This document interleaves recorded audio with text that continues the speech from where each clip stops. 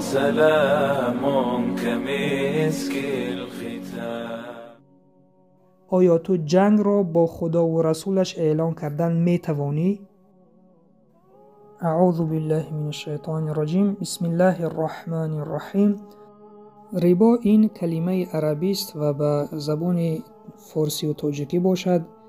این سود، فایده، افزونی، زیاد شوی، فایده که قرض دهنده از قرض گیرنده می ستاند و دیگر معناها را دارد.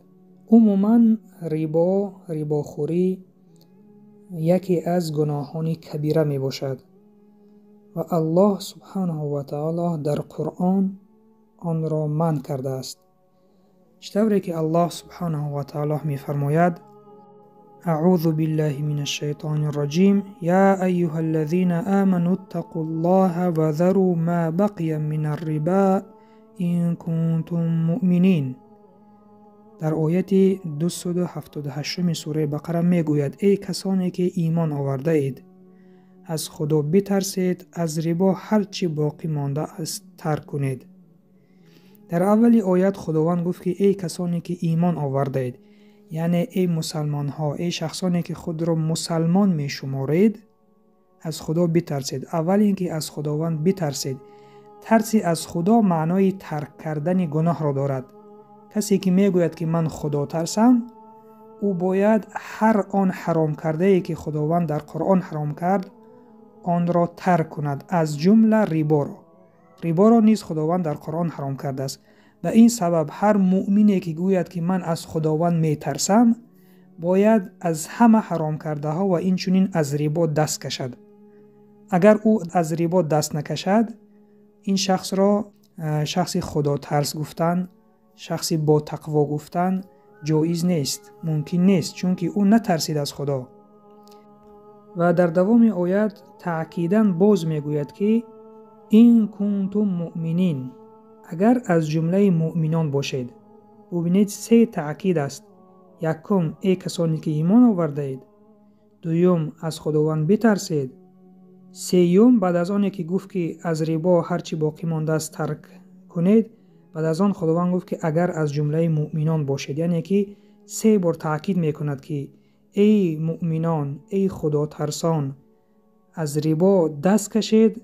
باز در آخر میگوید که اگر از جمله مؤمنان باشید، اگر خود را مؤمن حقیقی شمارید، از این ربا دست کشید. و در آیت بعدی میگوید که فَإِن لَمْ تَفْعَلُوا فَأْذَنُوا بِحَرْبٍ مِّنَ اللَّهِ وَرَسُولِهِ. و هرگاه چنین نکردید، یعنی و هرگاه از ربا دست نکشیدید، پس جنگ با خدا و رسول او را اعلان کنید.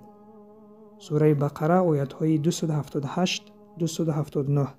یعنی هرگاه که از ربا خوردن دست نکشیدید، یعنی که شما جنگ را با خدا و رسولش اعلان کنید.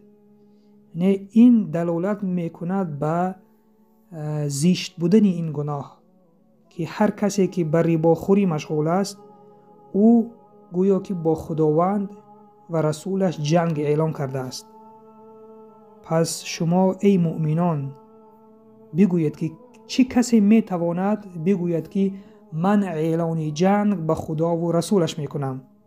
چه کسی قدرت به این سخنها دارد؟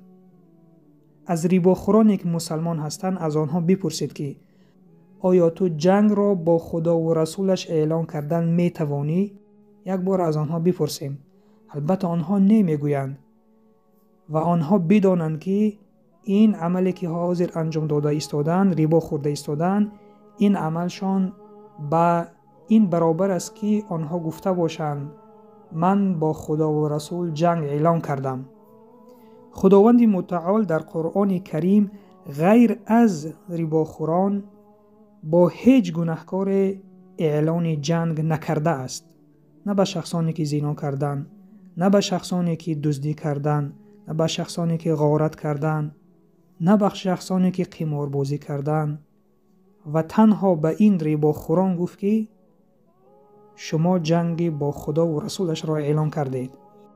پس این آیت ها درس شوند برای ما تا از این گناه دوری جوییم. امروز اکثر مسلمان ها به این گناه گرفتار هستند.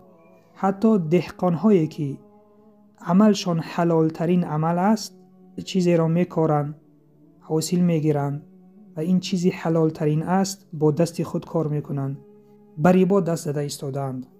قرض گرفته، از ریباخوران قرض گرفته، آن حاصل حلال خود را حرام کرده شینانده ایستادند. این کار حلال خود را به حرام زده ایستادند و در آخر میگویند که برای چی امسال حاصل کم، برای چی هر بلا و آفت میزند به این کشتی ما، برای خاطری که شما به کاری حرام دست زده ایستاده اید که این ربا می باشد. پس از خداوند بترسید. هر لقمه‌ای که فرزندان خود را با این پول حرام می خورانید، روز قیامت آنها از گریبان شما می گیرند. یکمین شخصانی که بر ضد شما عرض می کنند این فرزندان و پدران و مادران شما هستند. آن شخصانی که شما با این پول حرام آنها را تربیه کردید، آنها را خورانیدید. پس از خداوند بترسید، از این گناه کبیره دست کشید. انشاءالله خداوند رازق است، رزق را خداوند می دهد. اگر شما توکل کردید، انشاءالله خداوند از جایی به شما پول حلال را می رساند که خود شما انتظارش نبودید. از بس که شما توکل به خدا ندارید و فقط می گویید که اگر این پول ربا نباشد من از کجا پول گرفته زراعت خود را می شینانم، یعنی که شما که یقین و توکل به خداوند ندارید، از این پول حلالی که باید شما با آن راه کشتی خود را بکارید، از آن محروم شدید. پس باید توکل و یقین را با خدا کرد. انشاءالله خداوند از راه حلالش به شما میرساند. پس در آخر دعا کنیم که خداوند ما را از این گناه نگه دارد و همه آن برادر و خواهرانی که به این کار دست زده اند، آنها را رزق حلال نصیب بگرداند و از این کار نجات یافتن به آنها نصیب بگرداند. السلام علیکم و رحمت الله و برکاته.